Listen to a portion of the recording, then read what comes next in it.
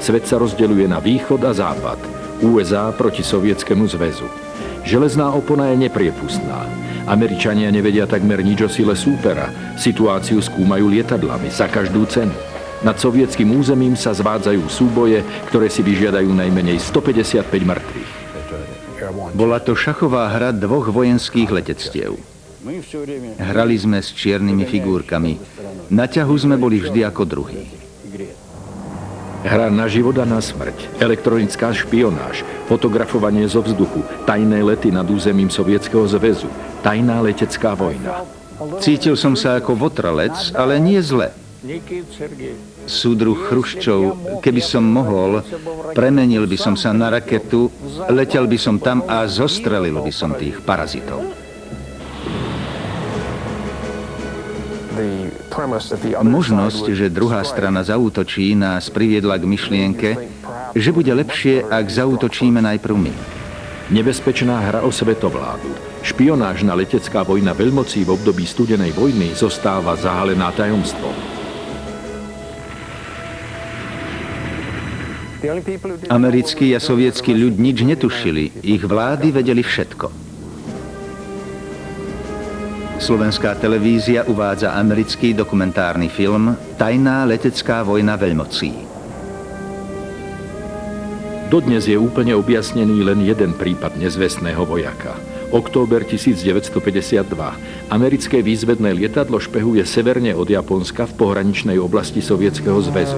Sovietske stíhačky vzlietajú. Vasilij Sajko, ktorý je v tom čase na palube vojnovej lode, počuje ich rádiové spojenie v reproduktoroch. Naši piloti hlásili na základňu, ostreľovali nás, strieľali na nás.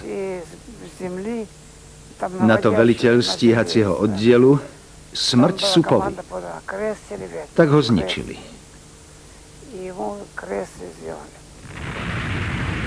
Na palube RB-29 prišlo o život 8 Američanov. Jeden z nich bol ženatý len 2 roky. Novopečený otec. John Dunham. Manželka Mary čakala na ňo v Spojených štátoch. Práve som žehlila, keď v televízii dávali správu o B-29, ktoré zostrelili pri Kurilských ostrovoch. Lietadlo vyštartovalo z Jokoty.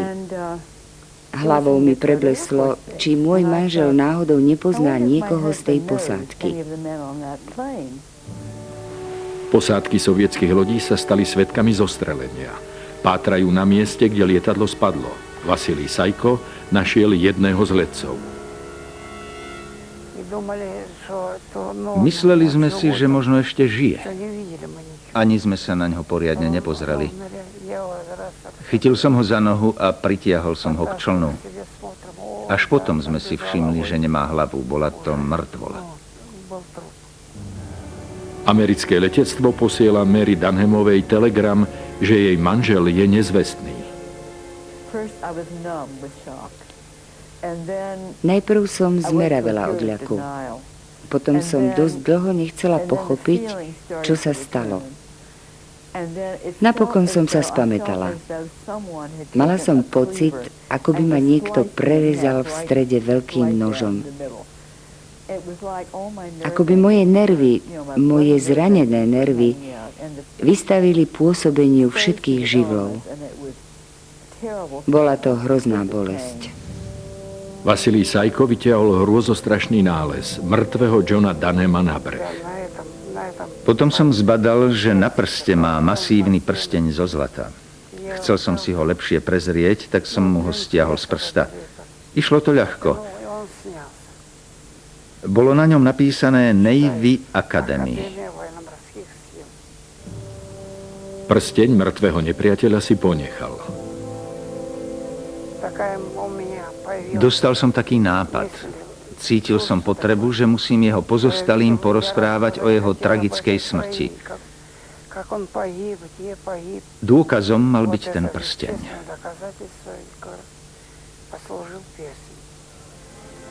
Zostal u neho vyše 40 rokov.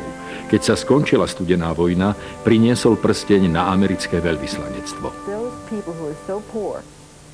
Tí ľudia boli hrozne chudobní a nepredali tento vzácny zlatý prsteň.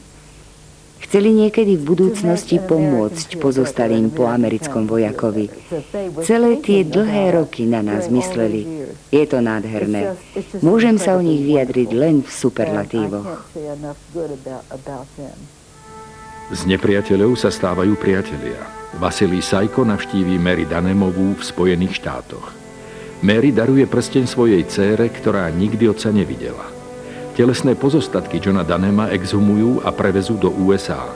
Slávnostne ho pochovajú na vojenskom cintoríne v Arlingtone. Jediného zo 155 nezvestných špionážnych letcov tajnej leteckej vojny. Wiesbaden, 8. apríl 1950. Hlavný stan US Air Force Europe.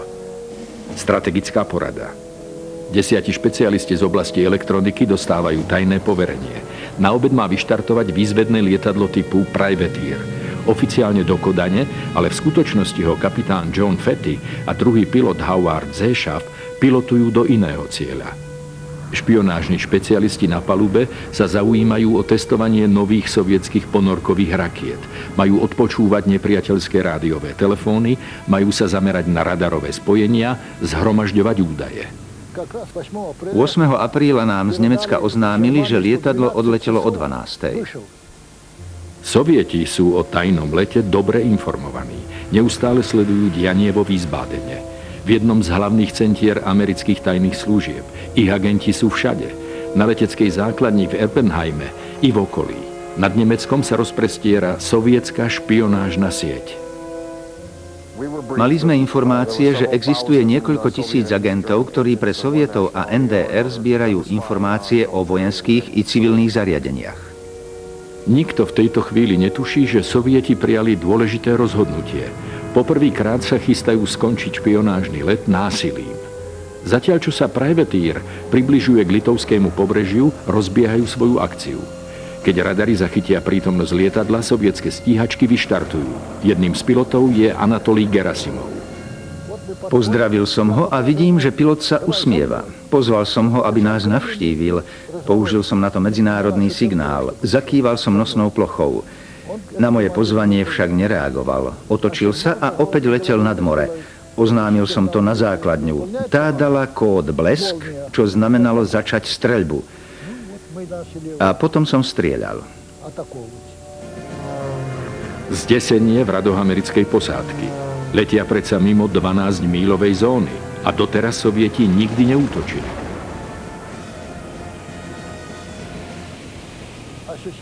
Musím priznať, že to nebol príjemný pocit. Bol to predsa môj kolega a ja som ho mal zabiť. Ale taký bol rozkaz. Aj on mal svoj rozkaz. Choď a naruš ich hranice. Obaja sme plnili rozkaz.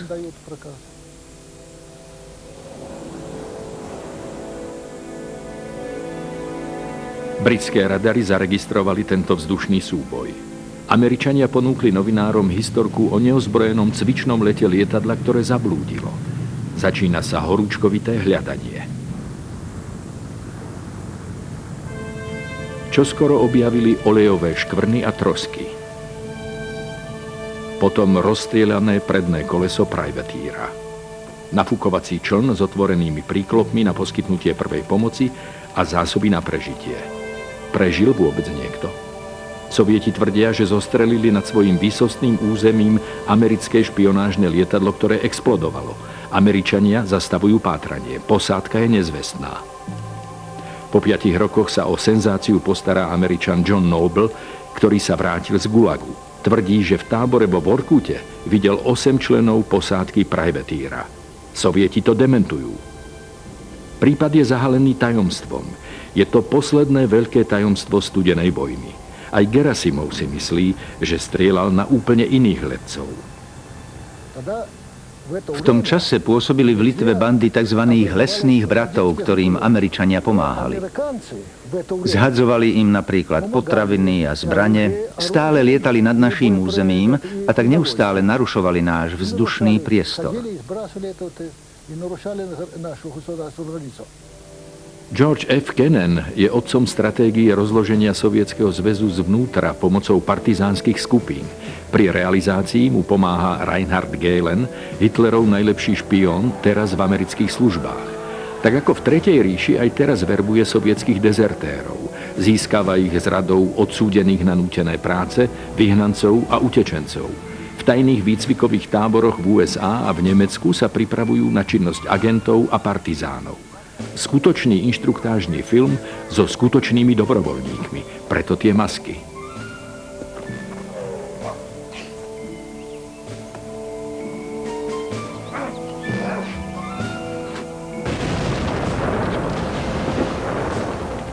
Agentov zasvedcujú aj do takých detailov, ako sú napríklad strih vlasov v danej oblasti, šatstvo, jeho cena a iné detaily. Ide o perfektnú cover story. Potom ich na rýchločlnoch alebo lietadlách prepravia do oblasti Baltiku alebo iných sovietských satelitných štátov a tam ich vysadia. Sú ich stovky. Aj tu zohráva Wiesbaden centrálnu rolu. Tu dostávajú piloti inštrukcie. Vedia iba to, ako majú splniť svoje poslanie, nič viac. Poprvýkrát hovorí jeden z týchto pilotov agentov pred kamerou o svojich ešte dodnes prísne tajných operáciách. My sme tých ľudí stretli tesne pred odletom. Kto to bol, aké bolo ich poslanie, to neviem. Pilot pozná iba miesto, kde ich má vysadiť. Lietali sme vo výške iba 150 metrov, v noci bez osvetlenia, a v cieli sme ich vysadili. V noci tesne pri zemi, pod radarom. Práca pre špecialistov. Leteli sme tam cez hory. Nemusím zdôrazňovať, že sme sa veľmi presne držali trasy. Pilot, druhý pilot a navigátor. Každý mal vlastnú mapu. Museli sme neustále kontrolovať, či letíme správne. Ciele ležia v satelitných štátoch Sovietskeho zväzu, často v Lotyšsku, Rumunsku, Albánsku alebo na Ukrajine.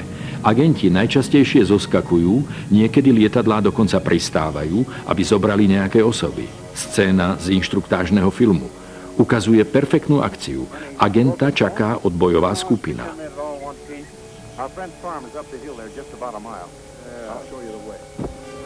Realita je však úplne iná. Sovieti sú o operáciách perfektne informovaní. V Anglicku prezradí jednu takúto akciu šéf britskej zahraničnej špionáže Kim Philby svojim naozajstným šéfom, ktorí sedia v Moskve. Keď agenti prichádzajú, sovietskí vojaci sú už väčšinou v cieľovej oblasti. Nápad rozložiť komunistické štáty zvnútra sa ukazuje ako utópia a končí sa fiaskom. Pravdepodobne práve preto sú tieto operácie dodnes tajné. Isté je, že západné tajné služby sa vlastne takmer nič nedozvedeli o skutočnej sile sovietskeho vojenského aparátu. Sтой! Стрелять буду! Стой, руки вверх!